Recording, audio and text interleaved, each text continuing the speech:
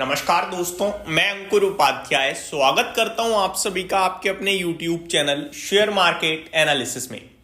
दोस्तों, दिल्ली इलेक्शंस के नतीजे आ चुके हैं कल और बीजेपी जीत चुकी है और बीजेपी अच्छी मात्रा में जीती है। ये बाजार के लिए काफी पॉजिटिव चीज है, लेकिन उसके बावजूद अगर आपको कल बाजार गिरते हुए दिख जाए तो कोई शौक या कोई घबराने की बात नहीं है, क्योंकि इससे बड़ा ट्रिगर एक मार्केट के लिए नेगेटिव साइड पे डेवलप हो रहा है ग्लोबल लेवल पे, और वो है ट्रम्प टैरिफ। ट्रम्प साहब की बात करें तो ये टैरिफ को लेकर दोबारा से मंडे और ट्यूसडे में कुछ बड़ी अनाउंसमेंट कर सकते हैं। जितने भी इनके ट्रेडिंग पार्टनर्स हैं उन सारी की सारी कंट्रीज पे रेसिप्रोकल वे में ये टैरिफ लगा सकते हैं, और इसी के चलते फ्राइडे के ट्रेडिंग सेशन में अमेरिका के बाजार में एक भारी गिरावट आई। FIDIs का डेटा कंटिन्यू बेसिस पे नेगेटिव चल ही रहा है, सेंटीमेंट्स पॉजिटिव है नहीं। साथ ही साथ कुछ और बड़े इवेंट्स ट्रिगर्स की बात करूं तो यूएस में अनएम्प्लॉयमेंट डेटा आया जो कि पॉजिटिव है, लेकिन वो पॉजिटिव थोड़ा सा नेगेटिव साउंड करेगा, वो भी आपके साथ डिटेल में डिस्कस करूंगा।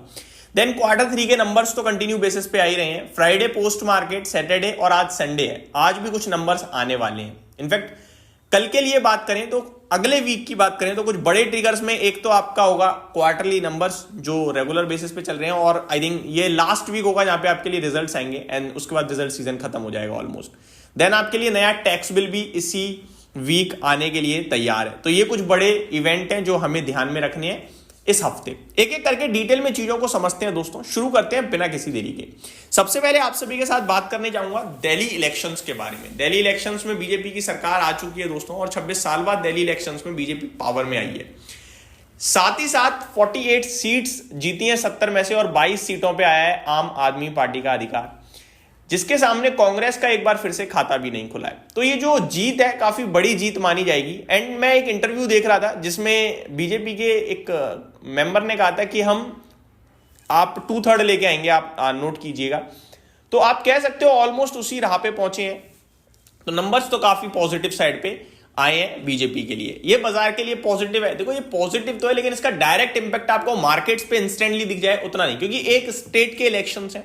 बट एक स्टेट से इंपॉर्टेंट ये है कि उस स्टेट में बीजेपी का दबदबा ही नहीं था बड़े लंबे समय से। तो ये जो स्टेट जीती है बीजेपी ने, इसकी इंपॉर्टेंस थोड़ी सी अलग हो जाती है। जहां पे आपकी जीतने की उम्मीदें ना हो, वैसे इस बार तो पूरी फुल फ्लेज उम्मीदें थी कि बीजेपी आ जाएगा, मार्केट ने अनुमान लगा लिया था, लेकिन फिर भी बड़े लंबे समय से जहां पे थोड़ा सा दबदबा कम था बीजेपी का, वहां पे जीती है। तो वो बाजार के लिए एडिशनल पॉजिटिव सरप्राइज आप कह सकते हो। लेकिन इस पे मार्केट अभी पॉजिटिव रिएक्ट कर नहीं पाएगा, क्योंकि ग्लोबल लेवल पे जो चीजें चल रही हैं वो थोड़ा सा नेगेटिव साइड पे हैं।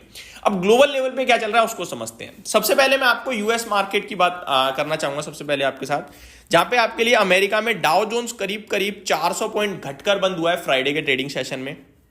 नेस्डेक इंडेक्स में भी 0.25% के समथिंग की गिरावट देखने को मिली है आप सभी को। तो ग्लोबली थोड़ी प्रॉब्लम, इनफैक्ट 0.2 नहीं है, 1.25% है, 1.36% की गिरावट है। डाउ 444 पॉइंट नीचे आता हुआ दिखा है। S&P 500 में 1% की गिरावट है, और रसल 2000 भी 1.2% नीचे आता हुआ दिखा है। तो ग्लोबल मार्केट्स में अमेरिका काफी हेविली टूटा है। अब अमेरिका क्यों टूटा है उसके पीछे आते हैं। ट्रम्प साहब का एक बयान आया है, will announce reciprocal tariffs next week on many countries. In fact ये मैनी कंट्रीज को मैं आपके साथ सिंपल भाषा में शेयर करूं, ट्रेडिंग पार्टनर्स। इन्होंने वर्ड यूज किया है ट्रेडिंग पार्टनर्स। दैट मींस जो भी यूएस के साथ ट्रेड कर रहा है उस पर रेसिप्रोकल वे में टैरिफ लग सकता है, और ये अनाउंसमेंट आएगी।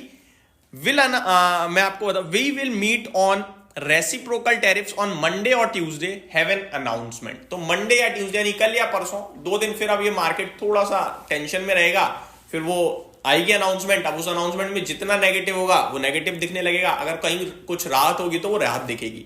बट अब मार्केट थोड़ा सा कॉशियस साइड पे हो जाएंगे। ओवरहैंग हो गया एक तरीके से 2 दिन का, ये हालांकि अच्छी बात है, लेकिन ये टेंशन का विषय बना दिया ट्रम्प साहब ने।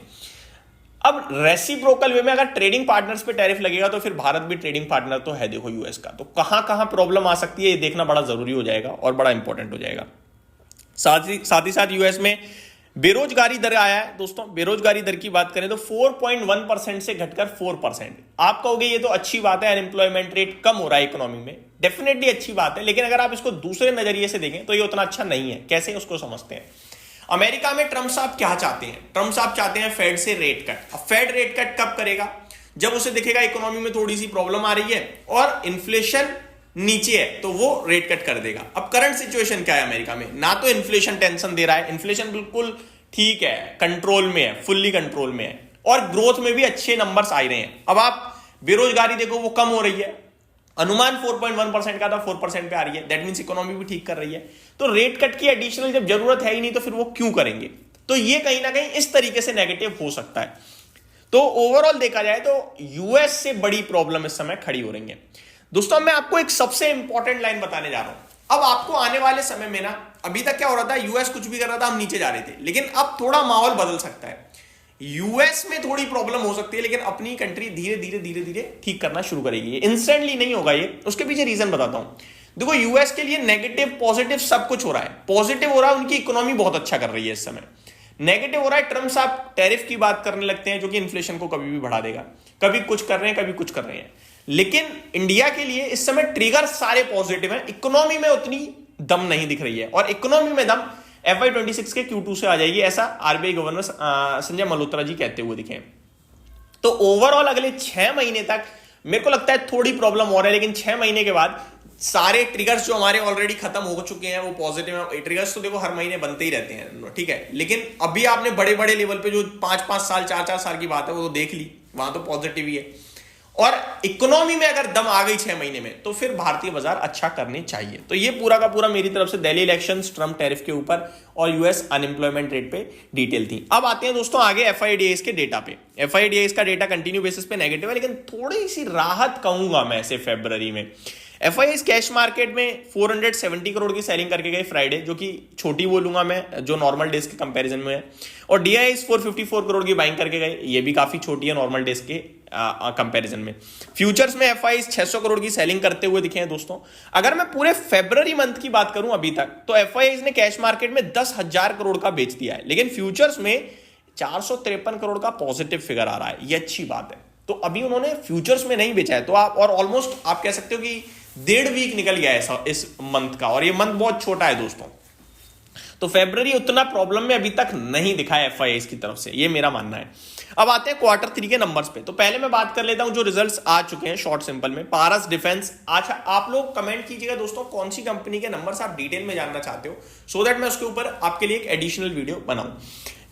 पारस defence and space, Hindustan copper, Banco products, FirstCry जिसे आप ब्रेन बीस सॉल्यूशंस के नाम से भी जानते हैं, Exxaro tiles, Likhitha infrastructure, confidence petro, Xpro India, Sharda energy and minerals, arrow green tech, Aarti surfactant, IFGL refractories limited, Jayant agro, Elin electronics, Prakash industries, India pesticides limited, FL India, Jyoti CNC, Mawana sugar, Pakka limited. इस तरीके से काफी कंपनियां जो अपने नंबर्स पेश करते हुए दिखी हैं आपको वीकेंड के दौरान। अब आ जाते हैं दोस्तों कल के लिए। कल से लेकर फ्राइडे तक कहां पे आपको नजर बना के रखनी है, कौन कौन सी कंपनीज आपके लिए Q3 के नंबर्स पेश करने वाली हैं। साथ ही साथ इस वीक आपके लिए नया टैक्स बिल भी आएगा, उसको भी ध्यान में रखना है। जैसे ही आएगा हम आपके साथ डिस्कस करेंगे। आ जाते हैं रिजल्ट कैलेंडर पे। दोस्तों वरुण बेवरेजेस के नंबर्स आते हुए दिखेंगे आपको कल।